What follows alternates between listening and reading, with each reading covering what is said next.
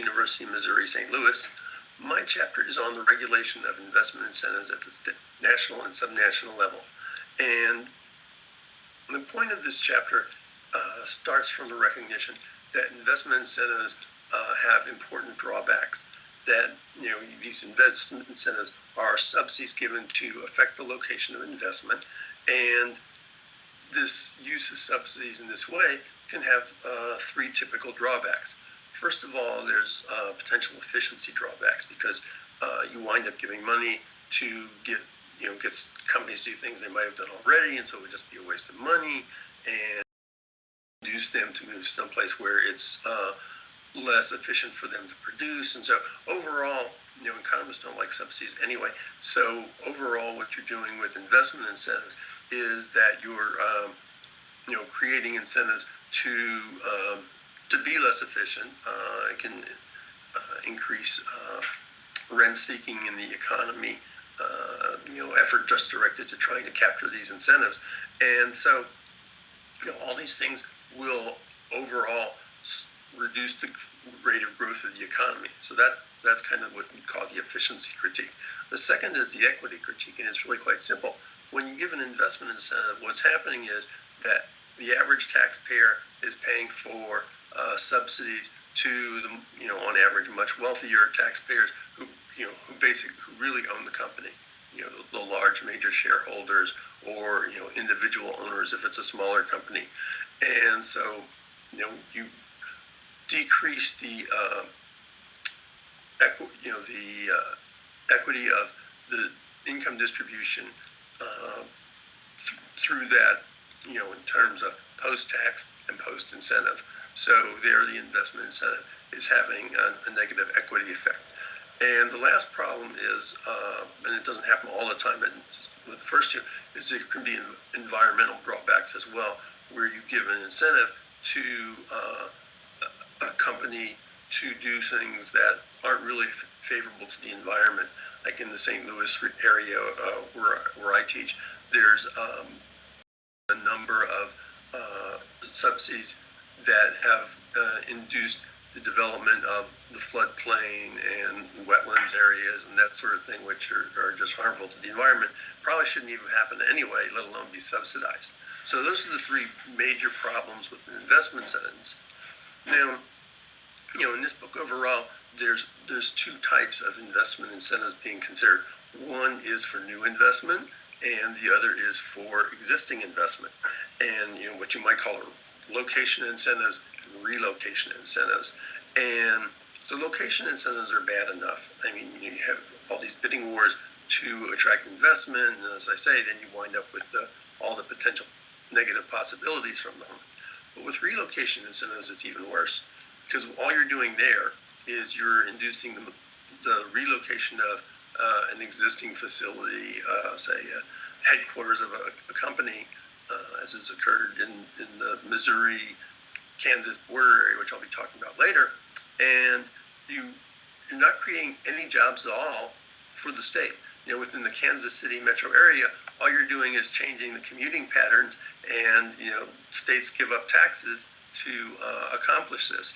So this is where it's easiest to see that investment incentives have no positive impact, because you can see clearly, if you consider the two states together, they've given up part of their tax base because one's lost out entirely, and the other's only taking part of that, of what it would normally be entitled to. So, and there's been no benefit for the nation as a whole, for example. So these are the kinds of incentives that can be discussed, and why they're problematic. And in my chapter, as you'll see, mostly we'll be talking about relocation incentives, which are hard enough to regulate, as we'll say. Most recently, there was an attempt between the states of Missouri and Kansas, which have a really bad bidding war at Kansas City, which is, there's Kansas metropolitan area is in both states. There's a Kansas City, Kansas, as well as the Kansas City, Missouri. So there's been a lot of incentives given across the state lines.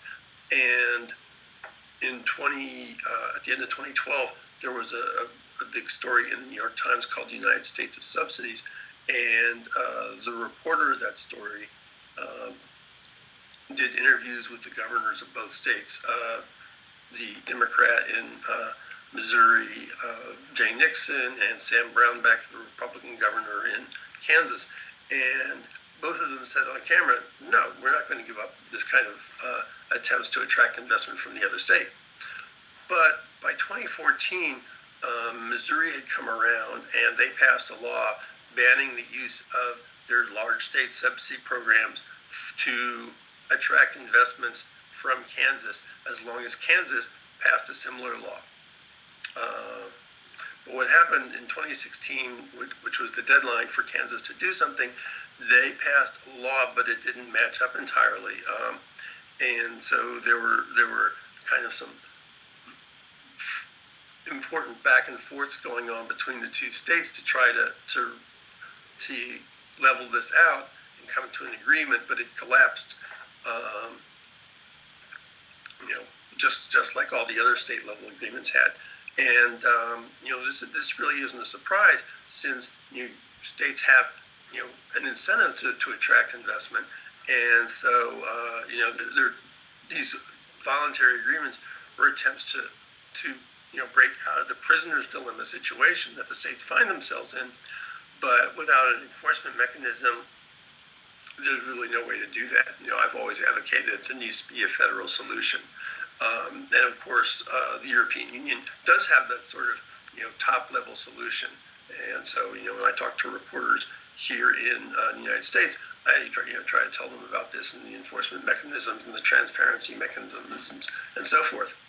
So last, I'll just mention that there have been a couple of successful no-rating agreements among little groups of cities. One's in Ohio, around Cleveland, and some of the economic development agencies there have a no-rating agreement, and it seems to stayed in place for a number of years. And there's one in Denver, Colorado, and it's also been pretty successful. And I think what happens here is that you've got this relatively small group of economic development officials working together.